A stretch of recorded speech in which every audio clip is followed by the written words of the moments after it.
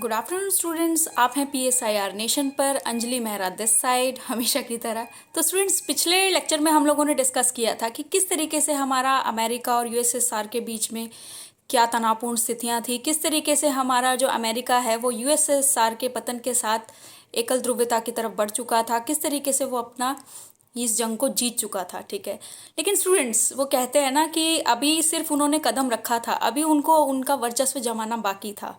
वो कहते हैं ना कि एक राजा तब तक राजा नहीं होता है जब तक वो जनता के दिलों में अपना घर ना बना ले। ठीक है, सिर्फ लड़ाई जीत जाना ही काफ़ी नहीं होता है। जनता पे राज करना और जनता के लिए राज करना, दोनों में फ़र्क होता है। ठीक है, एक जो लंबी जर्नी है वो कभी भी जनता के सहयोग के बिना कभी पूरी नहीं हो सकती है। ये फ़र्क इस तरीके से, आप इसको इस तरीके से समझिए कि हमारे जो अकबर थे उनका जो शासन था वो इतना लंबा कैसे चला, और हमारे जो औरंगज़ेब थे उनका शासन क्यों लंबा नहीं चला। वो इसीलिए क्योंकि हमारे जो औरंगज़ेब थे उन्होंने कोशिश की थी जनता पे राज करने की, लेकिन जो हमारे अकबर थे उन्होंने कोशिश की थी जनता के दिलों पे राज करने के लिए। ठीक है, तो इसी एक जो लंबी रेस का जो घोड़ा होता है वो जनता पे राज करने के बजाय जनता के दिलों पे अपना घर बनाता है, ताकि जनता का उसे सहयोग मिलता रहे। ठीक है, तो यही आज हम डिस्कस करेंगे कि हमारा अमेरिका जो कि इस जंग को तो जीत गया था लेकिन अभी वर्चस्व बनाना बाकी था। ठीक है, he is the winner. Of course USSR तो अब पीछे हो चुके थे, लेकिन अब जो विनर थे उनको अपना वर्चस्व कैसे बनाना था। ठीक है, आप इसे इस तरीके से समझिए, मैं आपको एक टिकाऊ सा एग्जांपल देती हूँ। इसे ऐसे समझिए कि जब कोई एक्टर लॉन्च होता है बॉलीवुड में, जैसे कोई एक्टर लॉन्च हो रहा है नया, ठीक है, हो सकता है उसकी जो फर्स्ट मूवी हो वो बम्पर ओपनिंग के साथ शुरू हो। ठीक है, स्टार्ट हो, बम्पर ओपनिंग उसको मिल जाए, 100 करोड़ के फैन क्लब में वो शामिल भी हो जाए, 100 करोड़ के क्लब में वो शामिल हो जाए, एक बम्पर ओपनिंग मिल जाए। लेकिन क्या वो ये गारंटी दे सकता है कि इन फ्यूचर उसकी जितनी भी फिल्म्स रिलीज होंगी वो सारी सुपर डुपर हिट होंगी, वो एक भी फ्लॉप नहीं होगी? ऐसा कोई नहीं कह सकता है। ठीक है, मूवीज़ वगैरह तो आप लोग देखते होंगे, आप लोगों को जल्दी से ये चीज़ समझ में आएगी। तो आपकी ओपनिंग ये डिसाइड नहीं करेगी कि आपका फ्यूचर कैसा होगा, है ना। आप इस टाइम पे क्या कर रहे हैं ये डिसाइड नहीं करेगा कि आप फ्यूचर में क्या करेंगे। ठीक है, आपके स्टेप्स डिसाइड करेंगे, आपकी नीतियां डिसाइड करेंगी कि आप फ्यूचर में किस तरह से उभर कर आते हैं। बिल्कुल इसी तरीके से उस एक्टर की एक मूवी डिसाइड नहीं करेगी उसका पूरा करियर, उसका पूरा फ्यूचर। हो सकता है कि उसे एक बम्पर ओपनिंग मिल जाए, लेकिन ये उस चीज़ की गारंटी बिल्कुल भी नहीं है कि आगे जाके उसे कोई भी फ्लॉप नहीं मिलेगी, जितनी मिलेगी सारी सुपर हिट मिलेंगी, कुछ एवरेज भी मिलेंगी, है ना। तो इसे ऐसे समझिए। ठीक है, तो हमारे अमेरिका जो अब जीत गए थे, अंकल सैम जो अब जीत चुके थे, वो अपना वर्चस्व किस तरीके से जमाएंगे। ठीक है, इसे ऐसे देखना है, अब ये पूरी जर्नी को आप समझिए। ठीक है, तो अमेरिका यहाँ पर एकल ध्रुवीयता की तरफ चले जाते हैं। ठीक है, अब एकल ध्रुवीयता की तरफ जाने का मतलब समझिए क्या होता है। एकल ध्रुवीयता का मतलब समझिए पहले क्या होता है। ठीक है, एकल ध्रुवीयता का मतलब होता है बेस्ट, बिल्कुल बेस्ट कंडीशन। वो जो है वो डायरेक्टली इनडायरेक्टली पूरे तरीके से अपना वर्चस्व जमा लेंगे, यानी कि दुनिया उसके इर्द गिर्द घूमेगी। अब ये होता है वर्चस्व का मतलब। आप चाहें ना चाहें उसका वर्चस्व बोलेगा। USSR को हराने के बाद हमारे जो अमेरिका है, अंकल सैम जो हैं, उनका सिर्फ नाम काफ़ी हो जाता है, यानी कि USA, United states of America. ठीक है, नाम ही काफ़ी है, किसी परिचय की ज़रूरत नहीं है कि USA क्या है, कब आज़ाद हुए, कैसे उनकी जर्नी थी, क्या था। नाम ही काफ़ी है। ठीक है, वो कहते हैं ना कि नाम ही काफ़ी है। जैसे कि आपके जो बॉस होते हैं ऑफिस में, सब लोग जॉब वगैरह तो करते ही होंगे, तो क्या होता है ना, कभी कभी आपके बॉस के गंदे जोक्स पे भी आपको हंसना पड़ता है, बोलना पड़ता है, झूठ बोलना पड़ता है कि हाँ क्या जोक था ना, जबकि हंसी नहीं आ रही होती है। ठीक है, सच्चाई यही है, लेकिन हंसना पड़ता है। क्यों? क्योंकि आपको पता है कि सैलरी उन्होंने देनी है ना। तो ही इज़ द बॉस, और बॉस हमेशा सही होते हैं, बॉस इज़ ऑलवेज राइट, आप लोगों ने सुना भी होगा, है ना। तो ऐसा करना पड़ता है। ठीक है, गंदे जोक्स पे भी हंसना पड़ता है, उनकी बातें भी सुननी पड़ती है, डांट भी सुननी पड़ती है। घर में किसी की नहीं सुनते हैं, लेकिन बॉस की डांट तो सुननी पड़ती है ना।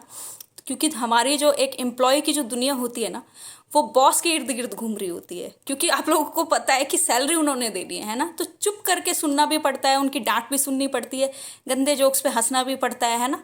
क्या कर सकते हैं, ऐसा होता है। ठीक है, क्योंकि दुनिया वहीं के आपकी जो दुनिया है वो वहीं ऑफिस बॉस स्टाफ के इर्द गिर्द घूम रही होती है। बिल्कुल ऐसे ही है ना।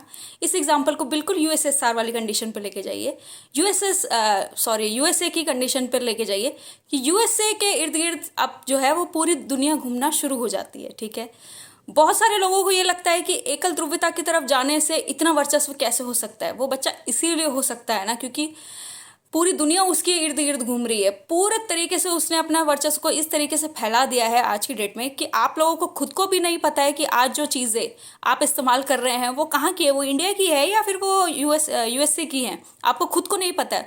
वो हमारे डेली रूटीन का इस तरीके से हिस्सा बन चुका है कि आपका क्या है ना, आपको कुछ भी पता ही नहीं चल रहा होता है कि इंडियन ब्रांड है या फिर अमेरिकन ब्रांड है, कुछ भी नहीं पता चल रहा होता है। जितने आप लोग आज की डेट में फ़ोन्स इस्तेमाल कर रहे हैं वो ज़्यादातर अमेरिकन्स हैं। ठीक है, बहुत सारे फ़ोन जो हैं वो अमेरिकन्स हैं ब्रांड अमेरिकन्स हैं। ठीक है, इंडियन ब्रांड्स को तो आप लोग सोचते हैं नहीं नहीं वो ब्रांड ज़्यादा बेटर है क्योंकि वो दुनिया आपकी जो दुनिया है उसमें घुस चुके हैं पूरे तरीके से। आप डिस्कस करेंगे कि कैसे क्या क्या सेक्टर्स है जहाँ पर आपके अमेरिका ने अपना वर्चस्व बनाया। ठीक है, ये क्वेश्चन बार बार आता है 12th क्लास की बुक में, मैंने देखा है बार बार ये क्वेश्चन आता है कि किस तरीके से उसने अपना वर्चस्व जमाया है, किन किन सेक्टर्स पे अपना वर्चस्व जमाया है। ठीक है, तो आज हम वो डिस्कस करेंगे अंकल सैम किस तरीके से छा गए। ठीक है, तो यहाँ पर हम ये पढ़ेंगे। सबसे पहले बात करेंगे आर्थिक तौर पर। ठीक है, फाइनेंशियली किस तरीके से उन्होंने अपना वर्चस्व जमाया। देखिए, आईएमएफ को सबसे ज़्यादा फंड देने वाली कंट्री कौन सी है? अमेरिका।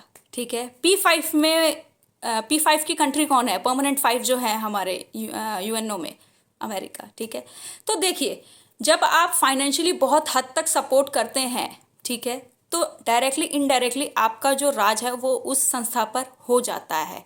आपके बॉस आपको सैलरी देते हैं इसीलिए आप उनकी इतनी बातें सुनते हैं। ठीक है, अगर आपके बॉस आपको सैलरी ना दें तो आप उनकी बातें नहीं सुनेंगे।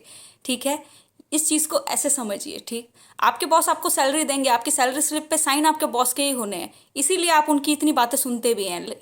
क्या आप इतनी बातें अपनी मदर की या अपने भाई बहनों की सुनते हैं? नहीं सुन सकते। ठीक है, क्योंकि आपको पता है कि फाइनेंशियली जो मिलना है वो वहीं से मिलना है। ठीक, इसीलिए सुनना पड़ता है ना। बॉस के गंदे जोक्स पे हंसना पड़ता है ना, उनकी बातें सुननी पड़ती हैं। तो फाइनेंशियली, ठीक है, फाइनेंशियली जो है वो अमेरिका बोलता है। ठीक है, वो फंड्स देते हैं इसीलिए यूएनओ पर उनका चलता है। आपने बहुत सारे ऐसे विवाद भी देखे होंगे जिसमें ये चीज़ें सुनने को आती हैं कि यूएनओ जो है वो अमेरिका के प्रति एक सॉफ्ट कॉर्नर रखते हैं। वो अगर इस तरीके का कुछ वायलेशन कर भी देते हैं रूल्स का तो बहुत ज़्यादा कुछ नहीं होता है, और बहुत हद तक डायरेक्टली इनडायरेक्टली जो अमेरिका जो है वो यूएनओ को कंट्रोल करते हैं। ये विवाद आपने बहुत हद तक सुने होंगे, और नहीं सुने हैं तो न्यूज़पेपर उठाइए और उसमें आए दिन ऐसी खबरें आती हैं, ऐसी न्यूज़ आती हैं। ठीक है, तो ये हो गया आर्थिक तौर पर। यूएनओ इतनी बड़ी संस्था है और उसको डायरेक्टली इनडायरेक्टली कंट्रोल करने वाला कौन है? अमेरिका। ठीक, अंकल सैम। ओके, इसे आर्थिक रूप पे ऐसे समझिए। जब हम करते हैं राजनीतिक तौर पर, ठीक है, तो बहुत सारे बच्चे कंफ्यूज हो रहे होते हैं कि मैम राजनीतिक तौर पर कैसे हम लोगों को ये कंट्रोल कर सकता है या कैसे कर रहा है, वो कैसे कर सकता है। तो बच्चा वो ऐसे समझिए, हमारा जो कॉन्स्टिट्यूशन है ना वो बहुत हद तक यूएसए की तर्ज पर है। वहाँ से भी बहुत सारी चीज़ों को पिक किया गया है हमारे कॉन्स्टिट्यूशन के अंदर। तो बेधड़क होकर ऐसी चीज़ें लिख लिया कीजिए। आपका जो टीचर है, आपका जो एग्जामिनर है, किसी भी बिना पर आपके नंबर नहीं काट सकता है। ठीक है, बहुत सारी चीज़ें हमने यूएसए से भी उठाई है।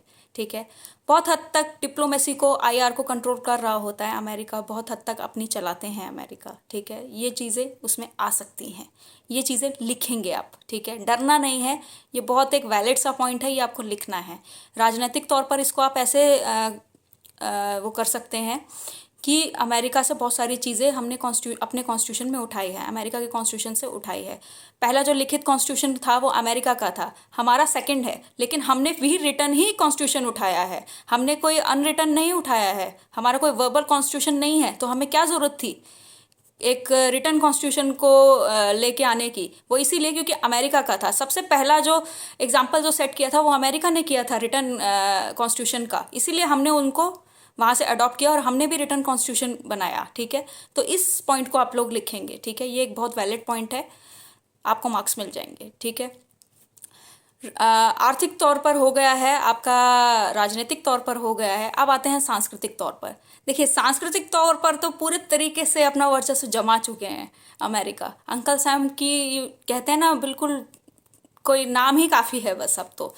देखिए, संस्कृति पहले होती क्या है, पहले इस चीज़ को समझिए। संस्कृति क्या होती है? आपका खान पान, आपका पहनावा ही संस्कृति है, ठीक है। किस तरीके से आप लोग क्या खाना खाते हैं, क्या पहनावा आपका है, यही हमारी संस्कृति है। हमारी संस्कृति कभी भी ब्लू जीन्स की नहीं थी, जीन्स की ही नहीं थी। ब्लू जीन्स हमने वहाँ से अमेरिका से फॉलो किया है। आजकल तो डेनिम भी आ गई है। ये हमारा कल्चर नहीं था। हमारा कल्चर था सलवार सूट साड़ी, लेकिन आज हम ब्लू जीन्स को पूरे तरीके से फॉलो करते हैं, है ना। हमारा नेशनल फूड क्या है? बहुत सारे लोगों को नहीं पता होगा हमारा नेशनल फूड क्या है। हमारा नेशनल फूड है खिचड़ी। कितने लोग खाते हैं आज की डेट में? आजकल हम खाते हैं बर्गर, पिज़्ज़ा, फ्रेंच फ्राइज़, इस टाइप की चीज़ें। ये हमारा कल्चर नहीं था। हमारा कल्चर था ज़मीन पे बैठ के खाना। लेकिन आज हमने और कंट्रीज़, मतलब अमेरिका के कल्चर को पूरे तरीके से अडॉप्ट करते हुए आज हम खाना खाते हैं डाइनिंग टेबल पे, है ना। तो ये हमारा कल्चर नहीं था। हमारा कल्चर क्या था? नमस्ते। लेकिन आज हम बोलते हैं हाय हेलो टाइप्स, है ना। ये हमारा कल्चर नहीं था। तो आज हमने जो जो पश्चिमी देश अमेरिका है उसके कल्चर को पूरे तरीके से फॉलो किया है, पूरे तरीके से इनबिल्ट किया है। आज हम लोग इंडियन ब्रांड्स को छोड़ के अमेरिकी ब्रांड्स की तरफ भागते हैं, है ना, कि वो ज़्यादा अच्छे हैं या इस टाइप से। हम ब्रांड कॉन्शियस तो हो ही गए हैं, लेकिन अमेरिका के उस पर ज़्यादा चलते हैं। ये हमारी संस्कृति नहीं थी, ठीक है। हमारा खान पान, पहनावा, डेली रूटीन भी बहुत पूरी तरीके से, जिसको कह सकते हैं ना, आज अमेरिका की तर्ज पर चलता है, ठीक है। नाम ही काफ़ी हो जाता है अंकल सैम का, ठीक है। आजकल की फिल्में जो हैं वो वेस्टर्न कल्चर को पूरे तरीके से दिखाती हैं। ये हमारा कल्चर नहीं था, ठीक है। हमारा जो आज की डेट में बहुत सारी चीज़ें ऐसी हैं जो हमारा कल्चर कभी भी नहीं था, ठीक है। तो आज हमने उस चीज़ को भी पूरे तरीके से इनबिल्ट कर लिया अपने अंदर, ठीक है। तो ये थे कुछ सेना पर। देखिए, सेना पर सबसे ज़्यादा खर्च करने वाला जो हमारा देश है वो है अमेरिका। बहुत सारे देश जितना मिलकर अपनी सेनाओं पर खर्च करते हैं, उतना एक अकेला अमेरिका अपनी आर्मी पे खर्च करता है। ये पॉइंट ज़रूर लिखना है। ये आएगा सेना के ऊपर, ठीक है। सैन्य जिसको कहते हैं ना, सैनिक वर्चस्व जो होता है उसका, सैन्य वर्चस्व में ये पॉइंट आएगा, ठीक है। बहुत सारे देश मिलकर करते हैं। हम तो पता नहीं कितने नंबर का करते हैं, लेकिन जितने 15-20 कंट्रीज मिलकर करती हैं उतना एक अमेरिका कर लेता है, ठीक है। आपको पता है वो जीडीपी में भी काफ़ी हद तक आगे है, ठीक। तो ये कुछ पॉइंट्स हैं जो आपको समझने हैं, जानने हैं और लिखने हैं, ठीक है। अच्छे शब्दों में लिखिए, साफ तरीके से लिखिए, ठीक है। अब देखिए, पूरे तरीके से अमेरिका ने वर्चस्व बना लिया पूरी दुनिया के ऊपर, पूरे तरीके से अपने आप को बिल्ड कर लिया। तो आपको मैं एक एग्जांपल से समझाती हूँ कि जब सब कुछ अच्छा अच्छा नज़र आ रहा होता है तो वो कितना अच्छा होता है। आप लोगों ने बहुत सारे लोगों का सोशल मीडिया देखा होगा, है ना। बहुत सारे लोगों का सोशल मीडिया देखा होगा और आप लोगों को लगता होगा यार, सामने वाले की ज़िंदगी में ना कोई गम ही नहीं है, ये अपनी लाइफ को कितने अच्छे से एंजॉय कर रहा है ना, कितना हंस रहा है यार हर फोटो में। ये नहीं जानता होगा कि इसकी ज़िंदगी में कोई प्रॉब्लम्स नहीं होंगी। ऐसा हम लोगों को लगता है ना। परफेक्ट जैसी देखिए कोई चीज़ नहीं होती है। परफेक्ट होना आज की डेट में एक मिथ्या है, ठीक है। परफेक्ट कोई भी नहीं है, ना कोई इंसान, ना कोई सामान कुछ भी परफेक्ट नहीं है, ठीक है। हम लोगों को ऐसा लग रहा होता है कि सामने वाला यार कितना अच्छा है, कितना खुश है, और इसके साथ सब कुछ ठीक हो रहा होगा तभी इतना ज़्यादा खुश है। फोटोज़ में हम लोग ऐसा अज्यूम करते हैं, सामने वाले के लिए ना अजम्पशन लगाते हैं, कितना खुश है यार, इसकी लाइफ में तो कोई प्रॉब्लम ही नहीं है। लेकिन प्रॉब्लम्स होती हैं, ठीक है। अब यहाँ पर देखिए, 2000 के सेरा में, है ना, 2000 जैसे ही शुरू हुआ उस वक्त में क्या हो रहा था ना कि आतंकवाद अपने पैर पसारने लगे थे। हर कंट्रीज़ के ऊपर छोटे मोटे हमले हो रहे थे, लेकिन सबको ये लगता था कि अमेरिका जैसी महाशक्ति से पंगा लेने की कौन गलती करेगा। लेकिन ऐसा हुआ। 9/11 का नाम सबने सुना है, 2001 में हुआ था। वर्ल्ड ट्रेड सेंटर के ऊपर हमला हुआ था। उसने सबकी ये जो भ्रमित सोच जो थी कि एक अमेरिका एक महाशक्ति है, उसके ऊपर कोई भी किसी भी तरीके से हमला क्यों करेगा, कैसे करेगा, तो अमेरिका भी आतंकवाद से नहीं बच पाया था, ठीक है। 2001 पे उनके ऊपर भी हमला हुआ था, एक आतंकवादी हमला हुआ था। तो इससे ये जो भ्रांति होती है ना कि यार सामने वाला बहुत ज़्यादा खुश है, उसकी लाइफ जो है वो बिल्कुल परफेक्ट है। और देश शायद अमेरिका के लिए ऐसा सोचते होंगे कि यार अमेरिका से कौन पंगा लेगा ना, किसको पड़ी है एक महाशक्ति से कौन डायरेक्टली और इनडायरेक्टली भी पंगा लेगा। तो अमेरिका तो पूरे तरीके से सेफ है, लेकिन वो भी पूरे तरीके से सेफ नहीं निकला है ना।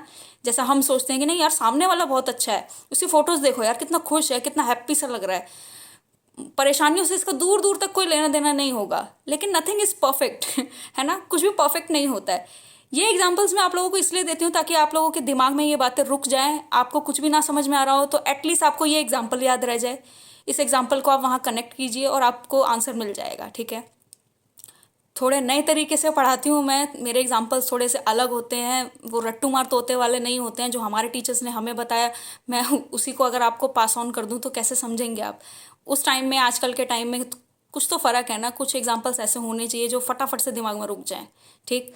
तो आई होप आप लोगों को समझ में आया है। तो इस चैनल को लाइक शेयर और सब्सक्राइब ज़रूर करें, ना भी कहूँ तो भी कर दिया कीजिए, ठीक है। तो थैंक यू वेरी मच।